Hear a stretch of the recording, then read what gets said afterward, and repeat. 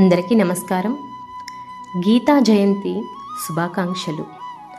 ఈరోజు నుంచి గీతా జ్ఞానాన్ని ప్రతి ఒక్కరికి అందించాలనే సదుద్దేశంతో శ్రీకృష్ణామృతం శ్రీమద్ భగవద్గీత విజ్ఞాన సారం అనే గ్రంథం నుంచి బ్రహ్మర్షి పితామహ పత్రిజీ గారు అందరికీ కూడా ఎంతో సులువుగా ఈ భగవద్గీత శ్లోకాలలో ఉన్న అర్థాలని కొన్ని వరకు ప్రధానమైన శ్లోకాలుగా విభజించి వాటిని తాత్పర్యం మరియు ధ్యాన వివరణతో సహా అందరికీ అందించారు.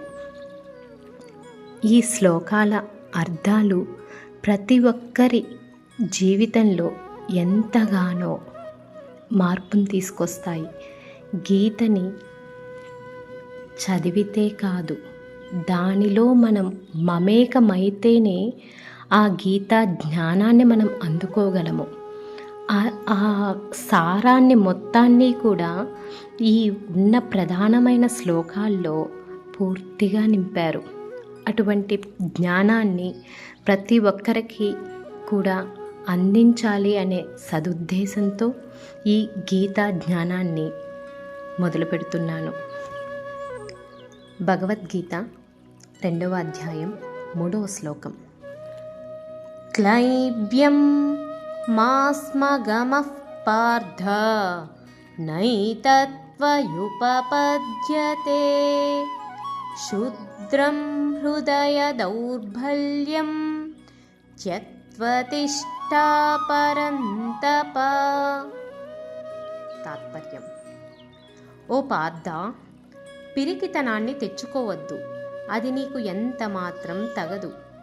తుచ్చమైన హృదయ దౌర్బల్యాన్ని విడిచిపెట్టి యుద్ధానికి సంసిద్ధుడుగా. దీనికి ధ్యాన వివరణ. ఇది అసలైన ధ్యాన వివరణ. మన జీవితంలో మనం ప్రతి క్షణం తెలుసుకోవలసినది. ఎక్కడైతే మనము వెనకడుగులు వేస్తూ ఉంటామో అక్కడ ప్రతి చోట కూడా మనకి ఈ శ్లోకం, ఈ తాత్పర్యం గుర్తుకు రావాలి. హృదయ దౌర్బల్యం, అధైర్యం, పిరికితనం అనేవి మనస్సులోకి ప్రవేశించగానే బుద్ధి పనిచేయడం మానేస్తుంది, విచక్షణ జ్ఞానం నశిస్తుంది.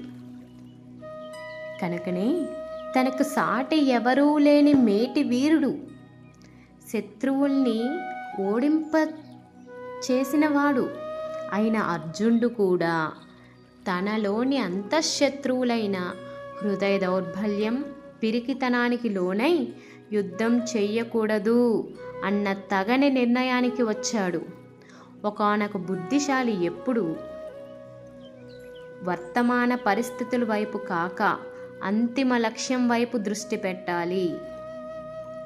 విజ్ఞతయే ధర్మయుద్ధానికి మూలం, ధర్మయుద్ధమే అంతిమ విజయానికి మార్గం. జీవన సమరంలో మనం వెనకడుగు వేసే ప్రతి సందర్భంలోనూ మన అడుగులు ముందుకు వేస్తుంటే గమ్యం చేరువవుతూ ఉంటుంది. చివరికి మన లక్ష్యాన్ని చేరుకుంటాం.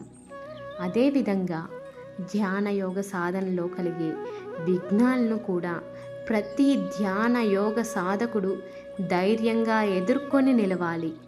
నిరాశ నిస్పృహలకు లోను కారాదు. అంతఃశత్రువులైన అరిషడ్వర్గాలతో అంతర్యుద్ధం చెయ్యాలి. తమ అంతిమ లక్ష్యమైన ఆత్మానుభూతిని, జన్మరాహిత్యాన్ని సాధించాలి. ప్రతి ఒక్కరూ కూడా ఈ ధ్యానం చేయడానికి మొదలుపెట్టిన తర్వాత ఎన్నో అవరోధాలు వస్తూ ఉంటాయి. ఎక్కువసేపు కూర్చోలేకపోవడం, ఆసన సిద్ధి లేకపోవడం, సంకల్ప సిద్ధి లేకపోవడం, ఇంట్లో వచ్చే సమస్యలు, ఇటువంటి సమస్యల వల్ల మనం ముందుకు వేసే ప్రతి క్షణంలో కూడా వెనకడుగు వేయాల్సిన పరిస్థితి వస్తుంది. అటువంటి పరిస్థితిని అధిగమించడానికి అర్జునుడు అక్కడ ఎక్కడైతే అంతఃశత్రువులతో బాధపడ్డాడో మన లోపల కూడా మనం బాధపడే ఈ శత్రువుల్ని జయించడానికి ఈ శ్లోకం ఎంతగానో ఉపయోగపడుతుంది. ప్రతి ఈ గీతలోని శ్లోకాలు మన తలరాతలను మారుస్తాయి. కాబట్టి శ్లోకాలను చదవడం కాదు, శ్లోకాలని అర్థ వివరణ తెలుసుకుంటే, వాటిని మన జీవితంలో ఎలా ఉపయోగించాలో తెలుసుకుంటే వాటికి పరమార్థం. సర్వే జన సుఖినో భవంతు. లోకా సమస్త ధ్యానో భవంతు.